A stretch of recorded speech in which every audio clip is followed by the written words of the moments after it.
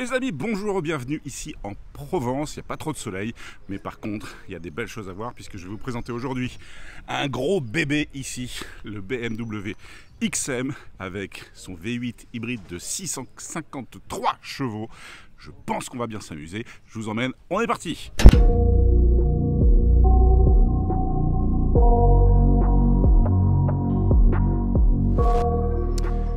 Regardez-moi comment il est beau ce XM.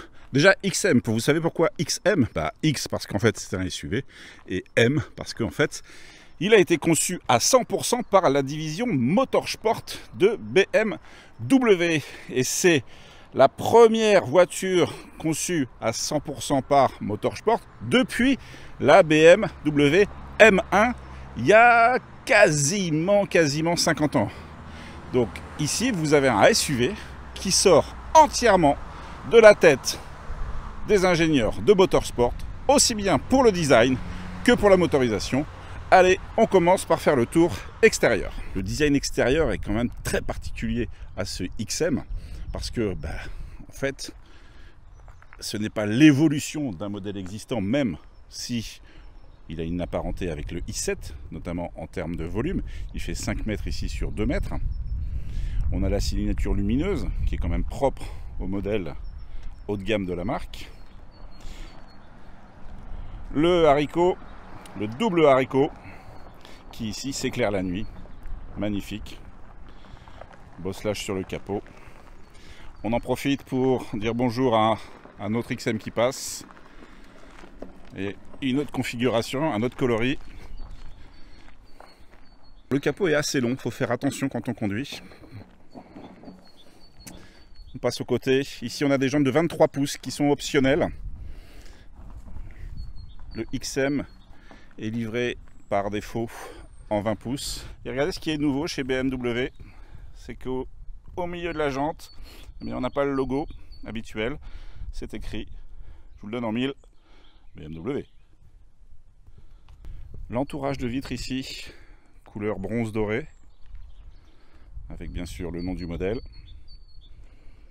Les rétros, et bien en fait les rétros ils signent l'appartenance à la famille M. J'aime bien, il y a pas mal de détails à voir. Regardez les poignées de porte ici. Vous avez des facettes ici. On a vraiment une recherche de perfection jusque dans le détail. Alors il y a un petit décroché ici sur la porte.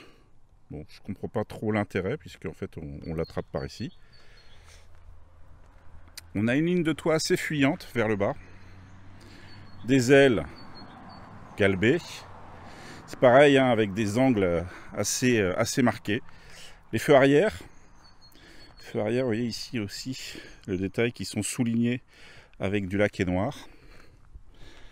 Et puis, quelque chose que j'aime beaucoup sur cette version, les échappements qui sont superposés de chaque côté de la caisse. Là, en termes de personnalité, c'est vraiment très beau.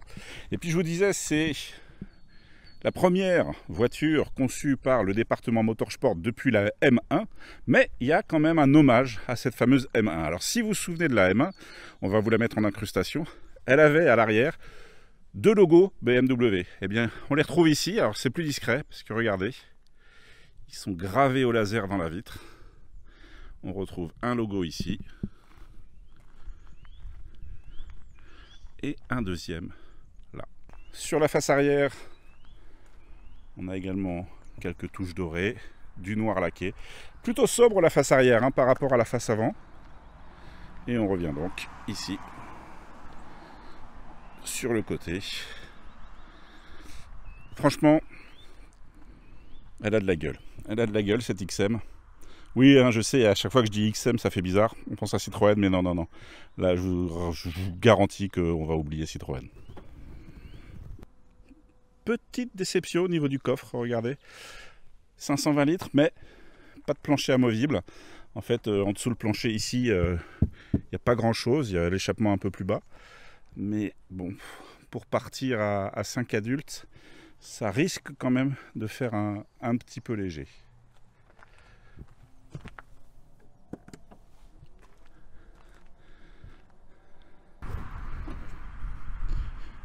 Qu'est-ce qu'on a sous ce long capot? Eh bien, on a un V8, un moteur, un vrai moteur, un V8 de 4 litres 4 accouplé à une boîte à 8 rapports.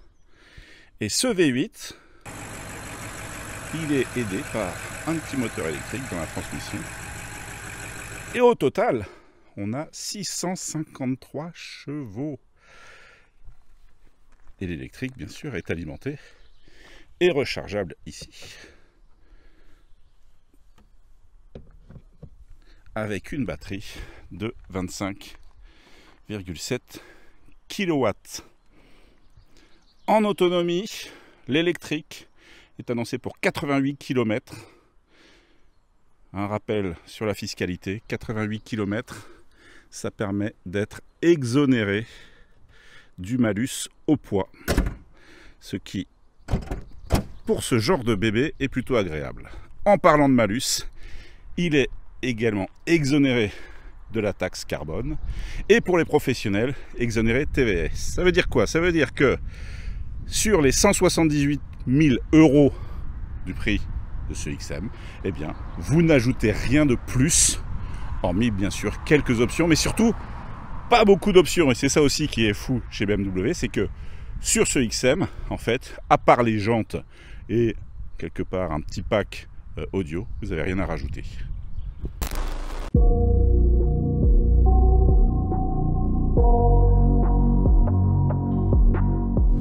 L'espace arrière a été particulièrement soigné, peut-être parce que en fait il fera aussi office de limousine avec chauffeur. Il peut regarder l'espace qu'on a aux jambes et surtout regardez la qualité du travail sur les sièges arrière. C'est vraiment digne de grandes marques de luxe type Rolls-Royce, Bentley ou autre. Regardez un petit peu un détail qui, pour moi, est hallucinant à ce niveau de gamme. C'est, vous voyez ce retour là, en fait le siège, il enveloppe complètement le passager jusqu'à la contre-porte en fait. On a vraiment un sentiment d'être cocooné et le moelleux du siège est exceptionnel pour des sièges arrière. Alors là on les a pas, mais en plus ce XM est livré avec ici des petits coussins. Donc là on a vraiment un accueil à l'arrière qui est fou. Et encore une fois, regardez l'espace aux jambes. J'ai les jambes quasiment allongées. Au dos du siège, une petite trappe avec les prises pour recharger. Et regardez la finition. J'adore ce cuir vintage, couleur café vintage. Ici de l'aluminium, c'est souligné par des LED, bien sûr avec des couleurs paramétrables. La grille Sono, alors en option Bauer & Wilkins. De série, c'est du Harman Kardon, c'est déjà pas mal. Hein. Franchement, j'ai rarement été aussi bien accueilli à l'arrière d'un SUV. Ça en donne envie de rester là. Et je continue avec ça, mais le moelleux des sièges, mais qu'est-ce qu'on est bien. Regardez-moi ce ciel de toit. Il n'est pas en option, il est de série. En plus, avec cette couleur bleue et l'Alcantara marron, c'est absolument magnifique. C'est pas juste une tenture. En fait, j'essaye de m'approcher, regardez. C'est en 3D. Vous voyez? C'est fou. J'ai jamais vu ça en fait ailleurs. J'espère que vous voyez bien les détails. Alors c'est illuminé par des bandelettes de chaque côté qui peuvent changer de couleur. D'ailleurs quand on va se mettre en mode sport, ça passera au rouge. Mais moi ça me donne un peu l'impression, vous savez, comme d'un toit de restaurant chic, vous voyez, où il y a souvent comme ça au plafond des peintures qui sont mises en valeur par des lumières. Là, franchement, les designers, mais ils se sont lâchés. On a fait des traces, hein, c'est pas beau. Mais en fait, dans cette voiture, que ce soit au niveau du design extérieur, du design intérieur, on a l'impression que les designers, on leur a dit allez-y les gars, carte blanche, faites-vous plaisir. La planche de bord, évidemment, orientée vers le conducteur. On est chez BM, on n'oublie pas. Regardez ce volant quand même. La signature Motorsport. Les coutures aux couleurs Motorsport. Le fameux petit bouton M1, M2 qui permet de paramétrer deux configurations personnalisées. Ici, on a mis le confort en M1, le sport en M2. Regardez les petites palettes carbone. Et puis surtout, cette finition. Regardez là le cuir vintage. Alors je crois que c'est Old Coffee Vintage. Bref, un marron café vintage. Avec le bleu turquoise. Ici, c'est absolument magnifique. C'est rare hein, que dans une BMW, ça soit aussi, je dirais, opulent. Là, on est vraiment pas dans un véhicule de luxe. Avec les finitions carbone, aluminium, on a du beau matériau. Alors, on a du beau matériau partout, sauf que, voilà, de temps en temps, moi je suis désolé, hein, mais vous voyez ici cet insert plastique là, il y a beau y avoir le logo Motorsport, je trouve que c'est pas très très beau. Pareil, le plastique au niveau de l'enceinte là, c'est pas dingue. Il y a encore un petit peu de marge de progression, mais voilà, globalement, c'est quand même absolument magnifique. Regardez si on n'est pas bien accueilli à bord avec ce petit bandeau M et puis la sellerie. La sellerie, regardez la qualité de la sellerie. Sellerie qui d'ailleurs a ici plein de réglages. Là, on a le petit bouton même pour les massages. Et en fait, on peut régler l'écartement, l'inclinaison juste de cette partie-là, la longueur de l'assise, bref, de quoi trouver la position de conduite idéale. J'aime bien aussi le souci du détail, comme par exemple ces ceintures de sécurité qui sont brodées aux couleurs Motorsport. Finition quand même exemplaire, faut le dire. Regardez ici sur ce compartiment de rangement. C'est qu'un exemple du carbone, des signatures LED. Et encore une fois, les contrastes de cuir qui mettent tout l'ensemble en valeur.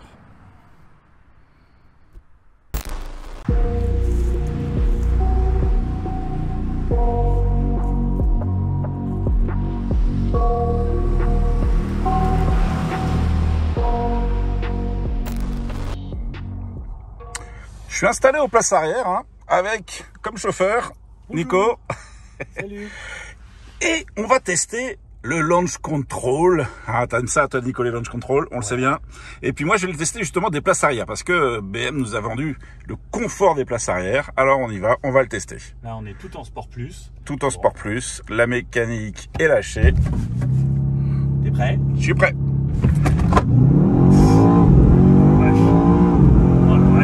On est déjà à 100, sérieux? C'est ouf. Le gars est fou. Ça marche tellement. Non mais c'est un avion de chasse hein. C'est un avion de chasse. Non mais le 0 à 100, c'est bluffant. Non franchement c'est bluffant. Le constructeur donne 4 secondes 3. Non je suis pas d'accord. En ressenti, en ressenti, t'es à 1 seconde. Voilà. Incroyable. C'est un avion. Ouais, un avion de chasse. Bon, ouais, merci Nico. Pas de rien.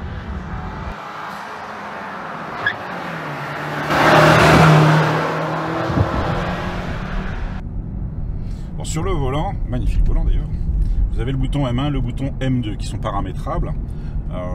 En général, on met le M1 pour une position un peu confort, c'est ce que j'ai fait là, et le M2 pour envoyer un petit peu plus de pâté. Alors en M1 là, je suis en position confort, tout est paramétré, d'ailleurs on peut le voir hein, en appuyant sur le bouton Setup, tout est paramétré, vous voyez, confort, confort, confort, et regardez, j'ai quand même de la ressource, mais c'est vrai que les suspensions filtrent quand même bien la route, et alors... je vais abuser un peu, j'ai un poil de roulis. Non, j'ai pas un poil de roulis en fait. La voiture elle est hyper stable. Par contre, du coup, j'ai un je trouve que les sièges manquent un poil de maintien latéral. Bref, c'est une autre histoire. Et puis si je veux m'amuser un petit peu, ben là je vais passer en M2. Donc là le bouton M2 est là. Alors pour l'activer, comme on a tout mis en sport, sport plus, full max, il faut que j'appuie 2 fois. C'est-à-dire que j'appuie une fois ici sur M2, j'appuie une deuxième fois sur M2, et là logiquement je vais passer. D'accord. On recommence. M2, M2. Voilà, là je suis en M2, là je suis en M2. Et vous voyez, je suis passé en sport, sport, sport, sport plus. Et tout de suite, on sent la différence. Déjà, vous entendez le son, les clapets, ils se sont ouverts. La direction s'est durcie et puis surtout, j'ai plus de flottement dans le point milieu en fait. C'est hyper direct, même si c'est une direction by wire.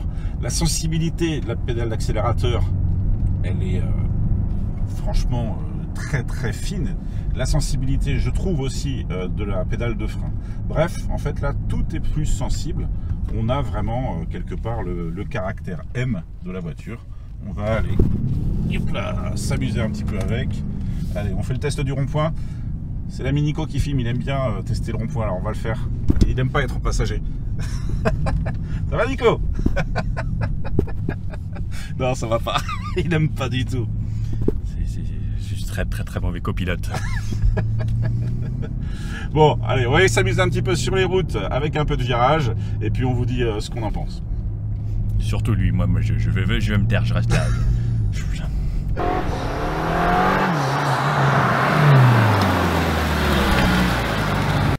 Alors bien évidemment, il y a plusieurs modes de conduite, mais là on va faire un petit test. On va tester le pur électrique. Donc vous voyez ici, j'appuie sur le bouton M hybride, et puis là je vais le paramétrer en électrique. Alors il nous reste un peu de batterie, c'est pas grave. On va la finir et on va juste voir la consommation en pur électrique.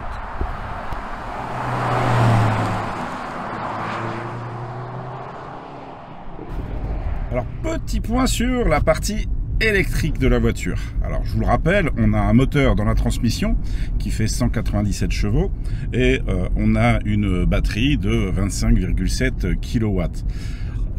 Et là je suis en tout électrique depuis un petit moment. Bon, la conso électrique est quand même balèze puisque je vous rappelle que la voiture fait 2,7 tonnes. On arrive, allez, en moyenne à 25 kWh au 100 km. Bon, elle est donnée quand même en WLTP pour une autonomie de 88 km, et ce qui d'ailleurs lui permet d'éviter de passer outre le malus au poids. Quand on a 2,7 tonnes, c'est plutôt pas mal.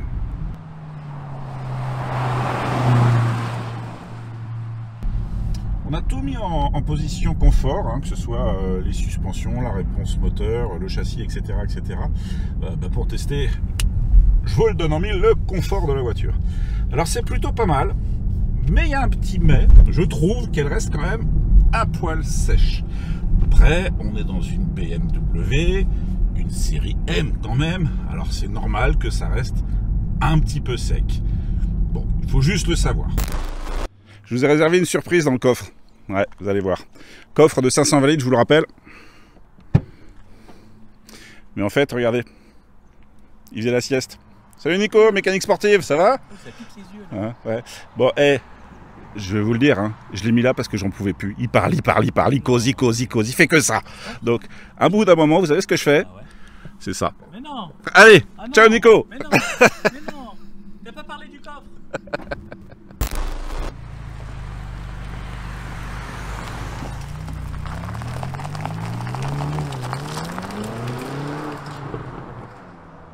Mais je vous ai pas parlé de la conso.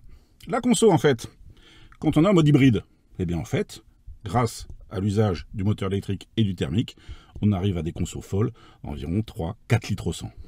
On a déjà vu ça sur un SUV comme ça? Non.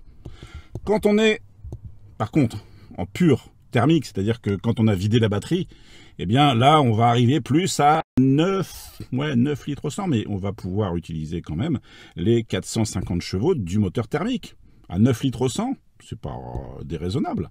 Et puis quand on est en 100% électrique, eh bien là, on arrive à des consommations, on va dire, allez, 25 kWh au 100 km, ce qui va nous donner une autonomie d'à peu près 80 km en pur électrique, ce qui est, pour moi, très bien placé aussi dans la catégorie. Donc, si je résume, les consommations de ce XM sont très très contenues. Déjà l'heure du bilan pour ce BMW XM. Tout d'abord, extérieurement, moi je vais vous dire, j'accroche pas. J'accroche pas parce que voilà, je suis pas très attiré par les SUV, mais je reconnais qu'il y a quand même un énorme travail de designer qui est exceptionnel dans les temps actuels, puisqu'en fait là, il y a une vraie volonté de rupture avec quelque chose de conventionnel. Ça a l'avantage d'être quelque part clivant. On aime, on n'aime pas, mais quand on aime, on adore. Je vous avoue, l'extérieur, c'est pas ce qui, moi, perso, m'a convaincu le plus. Par contre, il y a deux choses. L'intérieur, je trouve que la finition est folle. Encore une fois, que ce soit les matériaux, l'agencement, même la position de conduite, le confort, j'ai rien à dire, c'est juste parfait. La motorisation, le châssis, c'est une M, quoi. C'est sportif, c'est même radical. Un engin de 2,7 tonnes qui vire comme ça, qui enchaîne les épingles, il y a les roues directrices, avec une telle sportivité, honnêtement, j'ai essayé plusieurs SUV sportifs, celui-là m'a vraiment bluffé. Les 653 chevaux sont là, ils sont bien là, ils sont toujours là. La sonorité du V8, c'est un enchantement pour les oreilles. Franchement, en termes de conduite, 10 sur 10, rien à dire. Pour terminer avec les bonnes nouvelles, son prix, 178 000 € et aucun malus. Pas de malus CO2, pas de TVS pour les professionnels, pas de malus au poids. Donc on a 178 000 €, puis vous allez me dire peut-être, ah oui, mais chez BM, il faut rajouter des options patati patata. Pas du tout. À 178 000 €, vous avez tout, le coloris extérieur, le toit de folie, le cuir intérieur. Il n'y a pas grand-chose à rajouter. À la limite, faites-vous plaisir avec des petites jantes 23 pouces, mais c'est même pas utile en fait. 178 000 €, vous rajoutez rien et vous repartez avec un XM déjà complètement configuré. Donc là aussi, positionnement prix dans l'univers, bien sûr, des SUV, des hyper SUV, luxe, etc., etc. On est à 10 sur 10. Allez voir la concurrence, vous mettrez un gros billet en plus. Donc le bilan pour moi, il est positif sur ce XM. Encore une fois, voilà, l'extérieur, bon, c'est pas à mon goût, ça sera peut-être au vôtre, mais par contre, en termes intérieur et conduite, là, je suis bluffé, séduit, je valide à 10 000 %. À vous de nous dire si, pour ce budget de 178 000 €, vous partiriez sur un XM ou peut-être un autre SUV de la gamme BMW. Je pense notamment à un i7, en termes de volume, on est à peu près comparable, ou quelque chose ailleurs, vous nous le dites. Un petit commentaire en bas, vous nous écrivez, on vous répond. Et puis bien sûr, vous n'oubliez pas de vous abonner, de mettre un pouce, la petite cloche, tout ça, vous savez. Allez, à bientôt les amis, ciao, ciao, ciao.